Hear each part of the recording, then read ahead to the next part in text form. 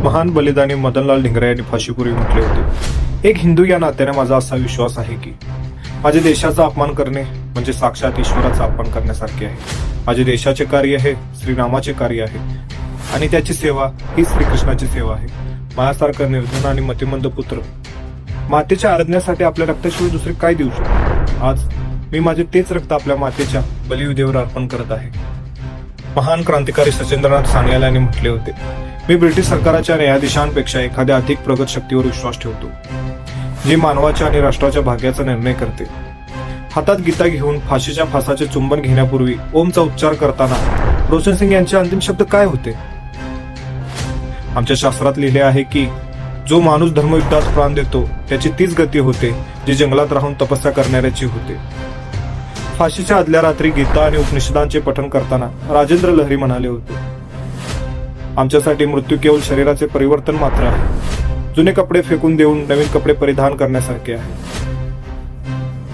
कधी बोल्शेविकचे कृत्य तर कधी योगिक साधन यासारखी पुस्तके लिहिणारे, सत्यार्थ प्रकाश वाचून आपल्या सर्व वाईट सवयींचा त्याग करून ब्रह्मचर्य व्रत धारण करणारे, फाशीवर चढण्यापूर्वीच्या रात्री गीता वाचणारे आणि दूध दिले असता असे म्हणणारे की आता तर मी केवळ माझ्या भारत मातेचा दूध प्राशन करेन, अशा रामप्रसाद बिस्मिल यांना आज किती लोक ओळखतात. विद्यार्थी दशेपासूनच धार्मिक गोष्टीमध्ये मग्न राहणारे, वेदांचे अनुयायी, भगवद्गीतेचे नित्य वाचक आणि मर्मज्ञ, केवळ एका सुऱ्याने पिसाळ्याला वाघाला मारणारे आणि ब्रिटिश पोलिसांनी वेढा घातलेला असूनही 2 दिवस त्यांच्याशी युद्ध करत प्राण देणारे यतींद्रनाथ मुखर्जी यांच्याबद्दल आज किती लोकांना माहित आहे.